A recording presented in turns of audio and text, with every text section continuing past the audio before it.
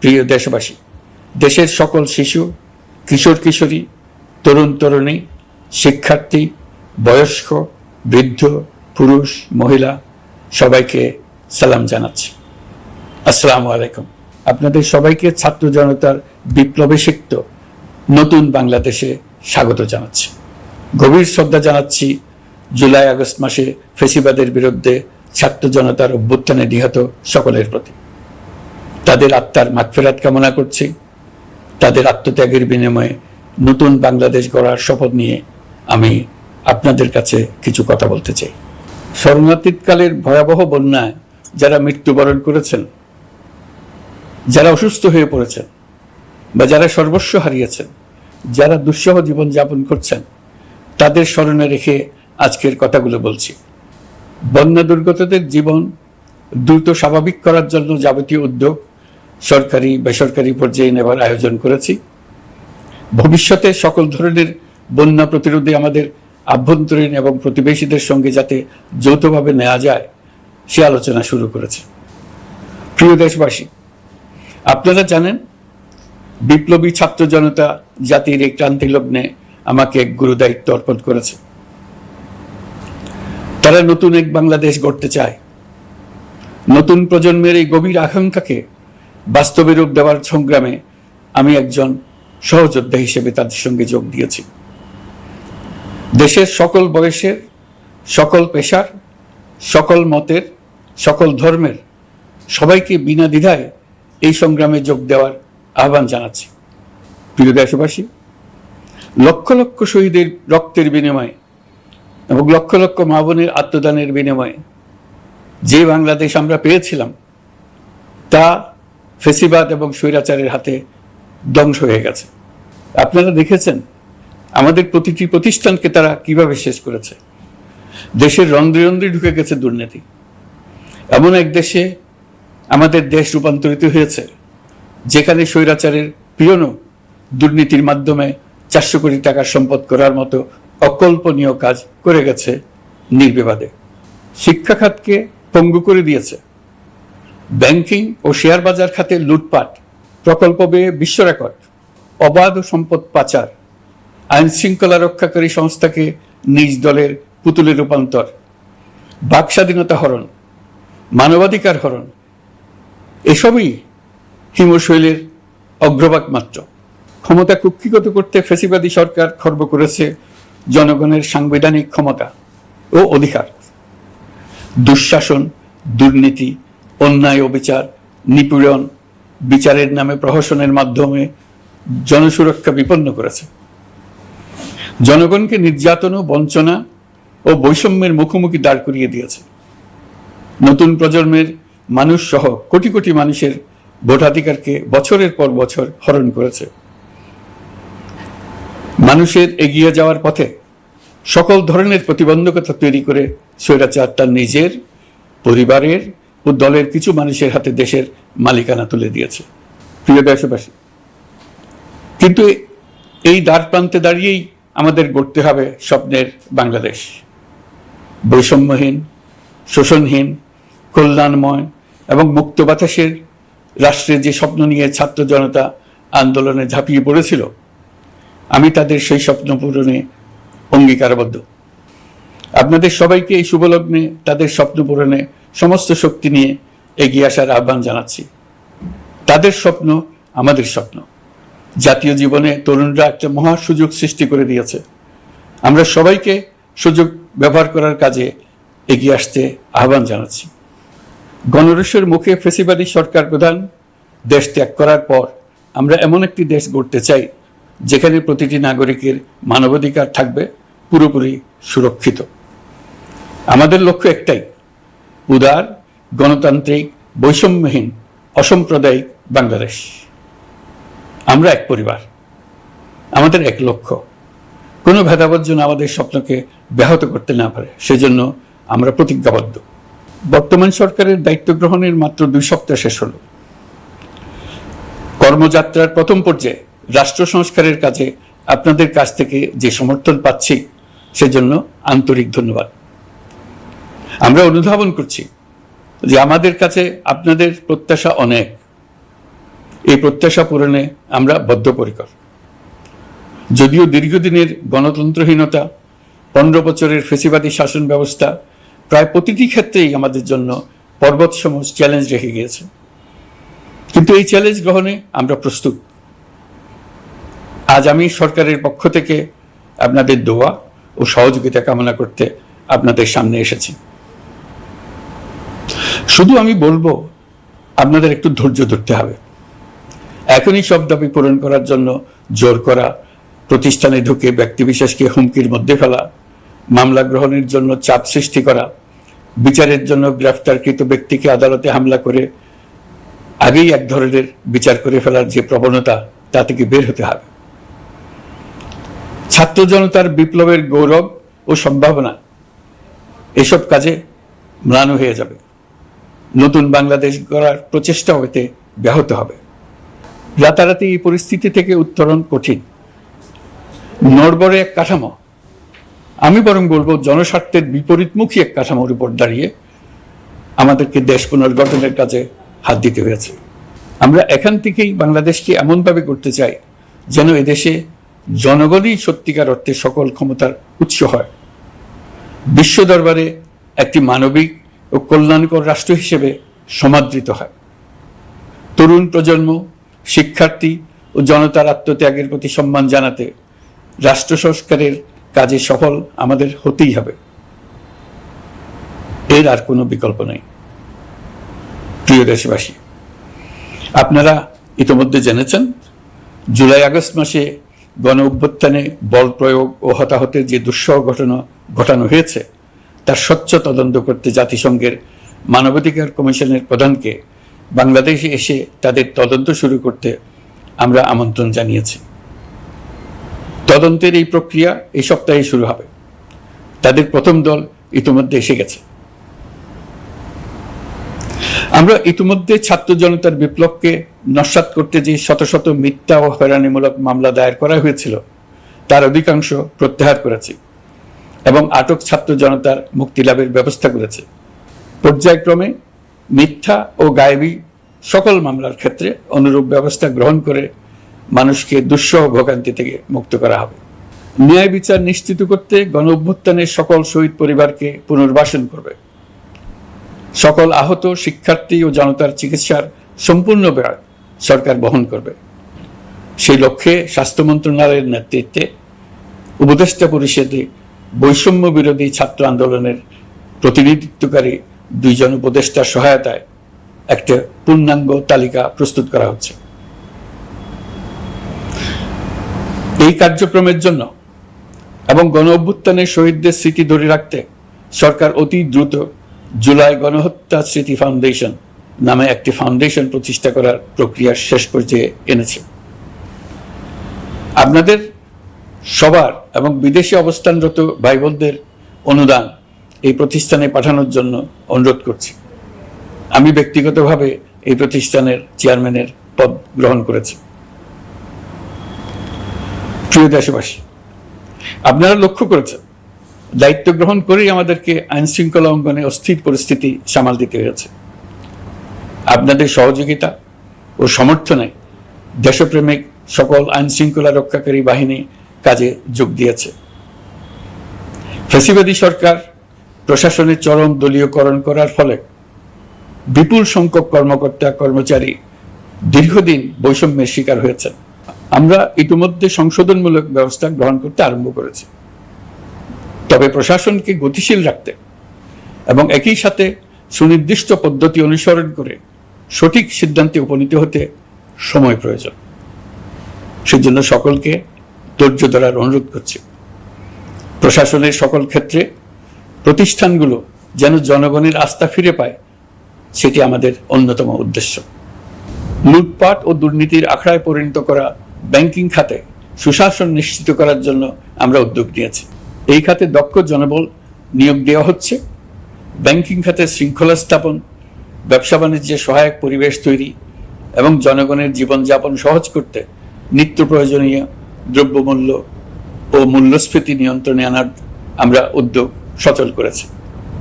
Banking খাতে দীর্ঘমেয়াদী সংস্কারের জন্য ব্যাংক কমিশন গঠন করা হবে। আর্থিক খাতে সার্বিক পরিস্থিতি ও সংস্কার বিষয়ে একটি রূপকল্প তৈরি করা হবে, যা দ্রুত জনসমক্ষে প্রকাশ করা হবে। শেয়ার বাজার, পরিবহন খাত সহ যেসব ক্ষেত্রে চরম বিশৃঙ্খলা বিরাজ করছে তা নিরসনের দ্রুত পদক্ষেপ নেওয়া হচ্ছে। বিচার বিভাগকে দুর্নীতি ও দলীয় প্রভাব মুক্ত করতে কার্যক্রম শুরু হয়েছে। একটি সুনির্দিষ্ট প্রক্রিয়ার মধ্য দিয়ে বিচার বিভাগের স্বাধীনতা ও জবাবদিহিতা নিশ্চিত করার উদ্যোগ নেওয়া হয়েছে। ফ্যাসিবাদী সরকারের বিচার বহির্ভূত হত্যাকাণ্ড, গুম, খুন, অপহরণ এবং আয়নাঘরের মতো চরম ঘৃণ্য সকল অপকর্মের ন্যায় বিচার নিশ্চিত করা হবে। এসব অপকর্মের সঙ্গে জড়িত সকলের বিচার নিশ্চিত করা হবে। তালিকা প্রস্তুত করে মিথ্যা মামলা প্রত্যাহার করা হবে। দুর্নীতি ও সম্পদ পাচারের বিচার করা হবে।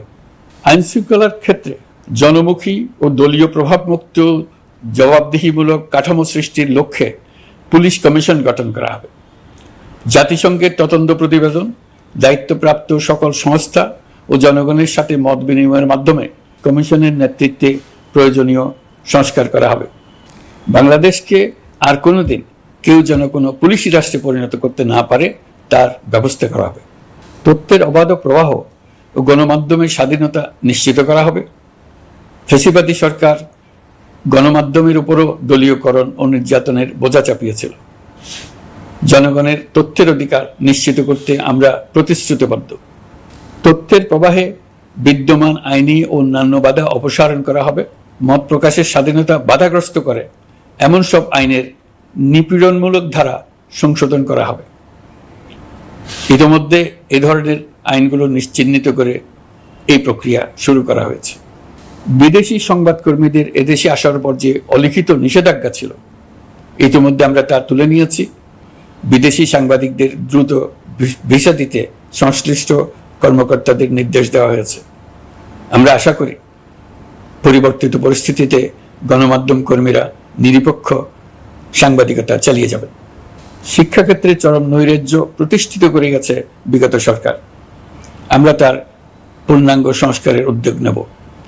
এটা আমাদের অন্যতম অগ্রাধিকার। আপনারা জানেন, দায়িত্ব গ্রহণের পর দ্রুততম সময়ের মধ্যে সকল শিক্ষা প্রতিষ্ঠান খুলে দেওয়া হয়েছে। শিক্ষার্থীদের জন্য সৃজনশীল, নিরাপদ ও ভীতিমুক্ত পরিবেশ নিশ্চিত করা আমাদের অঙ্গীকার। একই সাথে পাঠ্যক্রমকে যুগোপযোগী করার কাজও দ্রুত শুরু করা হবে। গণতন্ত্রকে সুসংহত করতে স্থানীয় সরকার প্রতিষ্ঠানগুলোকে শক্তিশালী করা হবে এবং ক্ষমতার বিকেন্দ্রীকরণ নিশ্চিত করা হবে। ছাত্র জনতার গণঅভ্যুত্থানকে সফল পরিণতি দিতে প্রশাসন, বিচার বিভাগ, নির্বাচন কমিশন ও নির্বাচনী ব্যবস্থা, আইন শৃঙ্খলা খাত এবং তথ্য প্রবাহে প্রয়োজনীয় সংস্কার সম্পূর্ণ করে অবাধ ও সুষ্ঠু অংশগ্রহণমূলক নির্বাচন আয়োজন করা হবে। এর লক্ষ্য হবে দুর্নীতি, লুটপাট, গণহত্যার বিরুদ্ধে একটি জবাবদিহিতামূলক রাজনৈতিক বন্দোবস্তের সূচনা। বর্তমান সরকার দুর্নীতির বিরুদ্ধে স্পষ্ট অবস্থান গ্রহণ করেছে। আমাদের সকল উপদেষ্টা দ্রুততম সময়ের মধ্যে তাদের সম্পদের বিবরণ প্রকাশ করবেন। পর্যায়ক্রমে এটা সকল সরকারি কর্মকর্তাদের ক্ষেত্রেও নিয়মিত এবং বাধ্যতামূলক করা হবে। রাষ্ট্রীয় পর্যায়ে দুর্নীতির বিরুদ্ধে ব্যবস্থা গ্রহণে সংবিধানের ৭৭ অনুচ্ছেদে প্রতিশ্রুত ন্যায়পাল নিয়োগে অধ্যাদেশ প্রণয়ন করা হবে। এবার কৃষি খাতের কথা একটু বলি। কৃষি নির্ভর বাংলাদেশে কৃষকের স্বার্থ যেন সুরক্ষিত থাকে, কৃষক যেন তার উৎপাদিত পণ্যের ন্যায্য মূল্য পায়, তা নিশ্চিত করা হবে। প্রবাসী শ্রমিকরা যেভাবে বৈষম্য বিরোধী ছাত্র জনতার আন্দোলনকে সমর্থন দিয়েছে, মুক্তিকামী জনগণ তা কৃতজ্ঞ চিত্তে স্মরণ করে। তাদের প্রতি সকল পর্যায়ে সম্মানজনক আচরণ নিশ্চিত করা হবে। বাংলাদেশের স্বাস্থ্য খাত অন্যতম দুর্নীতিগ্রস্ত খাত। জনগণের জন্য পর্যাপ্ত স্বাস্থ্যসেবা নিশ্চিত করার লক্ষ্যে স্বাস্থ্য খাতে প্রয়োজনীয় সংস্কার করা হবে। এই খাতে সংশ্লিষ্ট সকলকে জবাবদিহিতার আওতায় আনা হবে। হাসপাতালগুলোকে আধুনিকায়নের উদ্যোগ নেওয়া হবে এবং সেখানে সরকারি ডাক্তার সহ বিশেষজ্ঞদের নিয়মিত উপস্থিতি নিশ্চিত করা হবে। স্বাস্থ্যসেবা যাতে নির্দিষ্ট কিছু অঞ্চলে কেন্দ্রীভূত না থাকে, দেশের সব অঞ্চলের মানুষ সমান স্বাস্থ্যসেবা পায়, সে লক্ষ্যে প্রয়োজনীয় উদ্যোগ নিতে আমরা বদ্ধপরিকর। বর্তমান প্রজন্ম অনেক বেশি সচেতন। বিশ্বের বিভিন্ন প্রান্তে ঘটে যাওয়া পরিবর্তন বিষয়ে তারা ওয়াকিবহাল শুধু নয়, তারা নেতৃত্ব দিচ্ছে। তারা যে উন্নয়নের স্বপ্ন দেখে তা টেকসই এবং পরিবেশ বান্ধব, প্রকৃতি ধ্বংসকারী উন্নয়ন নয়। শুধু জিডিপি একটি দেশের উন্নয়নের মাপকাঠি হতে পারে না। নদী, নালা, খাল, বিল, পাহাড়, বন, মাটি আর বাতাস ধ্বংস আর দূষিত করে যে উন্নয়ন হয় তা দীর্ঘমেয়াদী, টেকসই নয়। জীবাশ্ম জ্বালানির বিরুদ্ধে পরিবেশবাদীদের সাথে আমাদের সরকারের অবস্থান সামঞ্জস্যপূর্ণ। জলবায়ু পরিবর্তন রোধ করতে এবং আগামী প্রজন্মের জন্য সুস্থ একটা পৃথিবী রেখে যেতে কার্বন নিঃসরণ শূন্যের কোঠায় নামিয়ে আনার বিকল্প নেই। আমাদের সরকার পরিবেশ ও জলবায়ু রক্ষায় সর্বোচ্চ গুরুত্ব দেবে। এই কার্যক্রমে তরুণ সম্প্রদায়কে সম্পৃক্ত করা হবে। ইতোমধ্যে বিভিন্ন রাষ্ট্র ও জাতিসংঘ বর্তমান সরকারের কর্মসূচির প্রতি সমর্থন ব্যক্ত করেছে। আমরা সকল রাষ্ট্রের সাথে বন্ধুত্বপূর্ণ সম্পর্ক বজায় রাখব। আমাদের পররাষ্ট্রনীতির ভিত্তি হবে পারস্পরিক আস্থা, বিশ্বাস ও সহযোগিতা। আমরা মানবাধিকার আইন সহ সকল আন্তর্জাতিক আইনের প্রতি শ্রদ্ধাশীল। আমাদের পক্ষ থেকে গুম বিষয়ক আন্তর্জাতিক চুক্তির পক্ষরাষ্ট্র হওয়া সহ বিভিন্ন পদক্ষেপ নেওয়া হয়েছে। ইতিমধ্যে পক্ষভুক্ত এমন সকল আঞ্চলিক ও দ্বিপাক্ষিক চুক্তি ও সমঝোতা বাস্তবায়ন করে যাব। আমাদের সরকার রোহিঙ্গা সমস্যার বাস্তবসম্মত সমাধানের লক্ষ্যে আন্তর্জাতিক সম্প্রদায়ের সাথে কাজ করে যাবে। আমরা জাতীয় ঐক্যে বিশ্বাসী। প্রয়োজনীয় সংস্কারের লক্ষ্যে রাজনৈতিক ঐক্যের মধ্য দিয়ে নিশ্চিত করা হবে নারী, শিশু, প্রতিবন্ধী, ধর্মীয় সংখ্যালঘু, আদিবাসী সকলেই এদেশের নাগরিক এবং সমান আইনের সুরক্ষার অধিকারী। তাদের সকলের মানবিক অধিকার সহ অন্যান্য সকল অধিকার নিশ্চিত করার উদ্যোগ নেওয়া হবে। এই জন্য আমি উপদেষ্টা পদমর্যাদা সম্পন্ন একজন বিশেষ সহকারী নিয়োগ দিয়েছি, যার দায়িত্ব হবে জাতীয় সংহতি উন্নয়ন। বন্যা কবলিত এলাকার সকল মানুষের দুর্ভোগ লাঘবে সরকার সঠিক সহায়তা দেওয়ার জন্য সরকারের যত কার্যক্রম আছে তাদের সচল করেছে। ইতিমধ্যে উপদেষ্টাবৃন্দ বিভিন্ন এলাকার দায়িত্ব নিয়ে এলাকায় গেছেন। আমার কার্যালয়ে একটা নিয়ন্ত্রণ কক্ষ স্থাপন করা হয়েছে। বন্যা পরবর্তী কার্যক্রম নেওয়া হয়েছে। ভবিষ্যতে বন্যা নিয়ন্ত্রণের জন্য করণীয় কি স্থির করার জন্য পদক্ষেপ নেওয়া হচ্ছে। দেশপ্রেমিক সেনাবাহিনী, পুলিশ, বিজিবি, র্যাবকে গুম নির্যাতনের কাজে লাগিয়ে তাদের কলঙ্কিত করা হয়েছে। তারা দেশের গৌরব। তাদেরও কিছু অতি উৎসাহী সদস্যের কারণে পুরো বাহিনীকে আমরা কলঙ্কিত দেখতে চাই না। আমরা অপরাধীদের চিহ্নিত করতে চাই এবং তাদের শাস্তি দিতে চাই, যেন ভবিষ্যতে কারো হুকুমে দেশপ্রেমিক কোনো বাহিনীর, পুলিশের, র্যাবের কোনো সদস্য হত্যাকাণ্ড, গুম ও অত্যাচারে জড়িত হওয়ার সাহস না করে। তাদের কাছে হুকুম যত বড় কর্তৃপক্ষের কাছ থেকে আসুক না কেন, তারা তা উপেক্ষা করবে। ভবিষ্যতে উপরওয়ালার হুকুমে এমন ঘৃণ্য কাজ করতে বাধ্য হয়েছে এমন ব্যাখ্যা কারো কাছে গৃহীত না হয় তার ব্যবস্থা করা হবে। আমি দেশরক্ষা বাহিনী, পুলিশ বাহিনী এবং অন্যান্য সহল বাহিনীকে নির্দেশ দিয়েছি তারা তাদের মধ্যে যারা হত্যাকাণ্ড, গুম, খুন বা শারীরিক মানসিক অত্যাচারে সরাসরি জড়িত তাদের চিহ্নিত করে বিচারের ব্যবস্থা করতে। যারা গুম হয়েছে, হত্যার শিকার হয়েছে তাদের তালিকা প্রস্তুত করতে। তাদের পরিবার সমূহকে সান্ত্বনা দেওয়ার ভাষা আমার নাই। তাদের জীবনে শান্তি ফিরিয়ে আনতে আমরা প্রচেষ্টা অব্যাহত রাখব। আমি সকল দেশরক্ষা বাহিনী ও আইনশৃঙ্খলা বাহিনীকে তাদের উপর জনগণের সম্পূর্ণ আস্থা ফিরিয়ে আনতে সকল পদক্ষেপ গ্রহণ করতে নির্দেশ দিয়েছি। গত 15 বছরের দুর্নীতি, অর্থ পাচার ও জনস্বার্থ বিরোধী চুক্তি স্বাক্ষর, প্রকল্পের নামে লুটপাট ইত্যাদি তথ্য নিয়ে একটি শ্বেতপত্র প্রণয়নের জন্য আমি ইতিমধ্যে একটি কমিটি গঠন করেছি। আমি বিভিন্ন দেশের রাষ্ট্রদূত এবং দাতা সংস্থার প্রতিনিধিদের সঙ্গে বৈঠক করেছি এবং করে যাচ্ছি। ছাত্র জনতার গণঅভ্যুত্থানের পর দেশ গঠনের জন্য সকল প্রকার আর্থিক অন্যান্য সহযোগিতার জন্য তাদেরকে অনুরোধ জানাচ্ছি। তারা এই ব্যাপারে আগ্রহ দেখাচ্ছে। তাদের কাছে আমাদের প্রস্তাব শুভ প্রণয়ন করে দ্রুত পাঠানোর ব্যবস্থা নিয়েছে। তাদেরকে অনুরোধ জানিয়েছি তারা যেন পরিস্থিতির কারণে অতি দ্রুত অর্থ ছাড় করার ব্যবস্থা নেন। তাদেরকেও বলেছি যে অবস্থার মধ্য দিয়ে আমরা যাচ্ছি তা যেমন একটি দুর্যোগপূর্ণ সময়, তেমনি এটা জাতির জীবনে মস্ত বড় সুযোগ। এই সুযোগকে যেন আমরা পূর্ণভাবে কাজে লাগাতে পারি, সেই জন্য তাদের সহযোগিতা চেয়েছি। এই গণ অভ্যুত্থানে বিদেশে অবস্থানকারী বাংলাদেশিরা অত্যন্ত গুরুত্বপূর্ণ ভূমিকা পালন করেছেন। জাতি তাদের অবদান বিশেষভাবে স্মরণ করবে। নতুন বাংলাদেশ গড়ার কাজে আমরা তাদের অংশগ্রহণ চাইব। আমাদের একটি লক্ষ্য হবে বিদেশগামী এবং প্রত্যাবর্তনকারী প্রত্যেক প্রবাসী শ্রমিককে মর্যাদা ও সম্মানের সঙ্গে দেশে আসা এবং যাওয়া নিশ্চিত করা। সে ব্যাপারে শিগগিরই পদক্ষেপ নেওয়া হবে। বিদেশে অবস্থানরত সকলের কাছে আমার আবেদন, তারা যেন তাদের উপার্জিত অর্থ অফিসিয়াল চ্যানেলে দেশে পাঠান। দেশের অর্থনৈতিক সংকট উত্তরণে এই অর্থ বিশেষভাবে প্রয়োজন। কি কি ব্যবস্থা নিলে তাদের জন্য অফিসিয়াল চ্যানেলে অর্থ পাঠানো সহজ হবে সেটা সম্বন্ধে আমরা তাদের পরামর্শ নেব। সারা দেশ ঘুষের মহাসমুদ্রে নিমজ্জিত। কিভাবে ঘুষ থেকে আমরা মুক্ত হতে পারি তার জন্য আমাদের পরামর্শ দেন।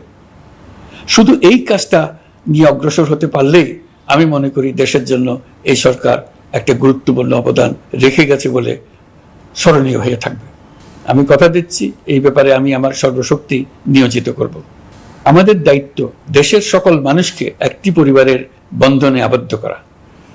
পরিবারে মতভেদ থাকবে, বাকবিতণ্ডা হবে, কিন্তু আমরা ভাই বোন, আমরা বাবা মা, আমরা কেউ কারো শত্রু না। কাউকে তার মতের জন্য শত্রু মনে করব না, কাউকে ধর্মের কারণে শত্রু মনে করব না, কাউকে লিঙ্গের কারণে শত্রু মনে করব না। আমরা সবাই সমান, কেউ কারো উপরে, কেউ কারো নিচে না। এই ধারণা আমরা জাতীয় জীবনের সর্বক্ষেত্রে প্রতিষ্ঠিত করতে চাই। একটা বিশেষ ব্যাপারে আমরা আপনাদের সহযোগিতা চাচ্ছি। আমাদের দায়িত্ব গ্রহণের পর থেকে প্রতিদিন সচিবালয়ে, আমার অফিসের আশেপাশে, শহরের বিভিন্ন স্থানে সমাবেশ করা হচ্ছে। গত 16 বছরের অনেক দুঃখ কষ্ট আপনাদের জমা আছে, সেটা আমরা বুঝি। আমাদের যদি কাজ করতে না দেন তাহলে দুঃখ ঘোচানোর সকল পথ বন্ধ হয়ে যাবে। আপনাদের কাছে একান্ত অনুরোধ, আমাদের কাজ করতে দেন। আপনাদের যা চাওয়া তা লিখিতভাবে আমাদেরকে দিয়ে যান। আমরা আপনাদের বিপক্ষ দল নয়। আইনসঙ্গতভাবে যা কিছু করার আছে আমরা অবশ্যই তা করব, কিন্তু আমাদেরকে ঘেরাও করে এই গুরুত্বপূর্ণ দিনগুলোতে আমাদের কাজে বাধা দেবেন না। সবাই মিলে তাদের বোঝান, তারা যেন এই সময়ে তাদের অভিযোগের প্রতি দৃষ্টি আকর্ষণের জন্য আমাদের দৈনন্দিন গুরুত্বপূর্ণ কাজে বাধা না দেন। একটা বিষয়ে সবাই জানতে আগ্রহী, কখন আমাদের সরকার বিদায় নেবে। এটার জবাব আপনাদের হাতে। কখন আপনারা আমাদেরকে বিদায় দেবেন? আমরা কেউ দেশ শাসনের মানুষ নই। আমাদের নিজ নিজ পেশায় আমরা আনন্দ পাই। দেশের সংকটকালে ছাত্রদের আহ্বানে আমরা এই দায়িত্ব গ্রহণ করেছি। আমরা সমস্ত শক্তি দিয়ে এই দায়িত্ব পালন করব। আমাদের উপদেষ্টা মণ্ডলীও এই লক্ষ্যে উদ্বুদ্ধ হয়ে সবাই মিলে একটা টিম হিসেবে কাজ করে যাচ্ছি। কখন নির্বাচন হবে সেটা সম্পূর্ণ রাজনৈতিক সিদ্ধান্ত, আমাদের সিদ্ধান্ত নয়। দেশবাসীকে ঠিক করতে হবে আপনারা কখন আমাদেরকে ছেড়ে দেবেন। আমরা ছাত্রদের আহ্বানে এসেছি, তারা আমাদের প্রাথমিক নিয়োগকর্তা। দেশের আপামর জনসাধারণ আমাদের নিয়োগ সমর্থন করেছে। আমরা ক্রমাগতভাবে সবাইকে বিষয়টি স্মরণ করিয়ে যাব, যাতে হঠাৎ করে এই প্রশ্ন উত্থাপিত না হয়, আমরা কখন যাব। তারা যখনই বলবে আমরা চলে যাব। আমরা সংস্কারের অংশ হিসেবে নির্বাচন কমিশনকেও সংস্কার করব। কমিশনকে যে কোনো সময় আদর্শ নির্বাচনের জন্য প্রস্তুত রাখব। আমরা বিভিন্ন সংস্কারের কাজ শুরু করেছি। দেশবাসীকে অনুরোধ করব একটা আলোচনা শুরু করতে। আমরা সর্বনিম্ন কি কি কাজ সম্পূর্ণ করে যাব, কি কি কাজ মোটামুটি করে গেলে হবে। এই আলোচনার মাধ্যমে আমরা একটা দিক নির্দেশনা পেতে পারি। তবে চূড়ান্ত সিদ্ধান্ত রাজনৈতিক সিদ্ধান্ত, সেটা রাজনৈতিক আলোচনা থেকেই আসবে। এই দিক নির্দেশনা না পেলে আমরা দাতা সরকার এবং আন্তর্জাতিক অর্থনৈতিক প্রতিষ্ঠানসমূহের সঙ্গে আলোচনায় দৃঢ়তার সঙ্গে অগ্রসর হতে পারছি না। আমি নিশ্চয়তা দিচ্ছি, আমরা আমাদের পক্ষ থেকে মেয়াদ বৃদ্ধির কোনো প্রশ্ন তুলব না। আমরা আপনাদের সকলের দোয়া চাই। যে কদিন আছি সেই সময়টুকু উপদেষ্টা মণ্ডলীর প্রত্যেকে নিজ নিজ সাধ্যমতো দেশের এই সংকটকালে সংকট উত্তরণে যেন নিজ নিজ মেধা সাধ্যমতো কাজে লাগাতে পারে। নতুন বাংলাদেশ গড়ার যে সুযোগ ছাত্র জনতার রক্তের বিনিময়ে আমরা অর্জন করলাম, আমরা আমাদের মতানৈক্যের কারণে সেটা যেন হাতছাড়া করে না ফেলে, এটা আমরা নিশ্চিত করতে চাই। এই সুযোগ এবার হারিয়ে ফেললে আমরা জাতি হিসেবে পরাজিত হয়ে যাব। শহীদ, আহত এবং জীবিত ছাত্র জনতার কাছে আমরা প্রতিজ্ঞাবদ্ধ থাকতে চাই, আমরা এই অর্জনকে কিছুতেই হারিয়ে যেতে দেব না। যে সুযোগ তারা আমাদেরকে দিয়েছে তার মাধ্যমে আমাদের দেশকে পৃথিবীর একটি শ্রদ্ধেয়, সকল দিকে দৃষ্টান্ত স্থাপনকারী দেশে পরিণত করতে আমরা শপথ নিয়েছি। সবশেষে আবারও আমাদের দেশের সকল মানুষ, শিশু, কিশোর কিশোরী, তরুণ তরুণী, বয়স্ক, বৃদ্ধ, নারী, পুরুষ সবার কাছে দোয়া চাইছি যেন আমরা আমাদের সকলের স্বপ্ন বাস্তবায়নে সফল হই। আল্লাহ আমাদের সহায় হন, আমাদের সবার মঙ্গল করুন।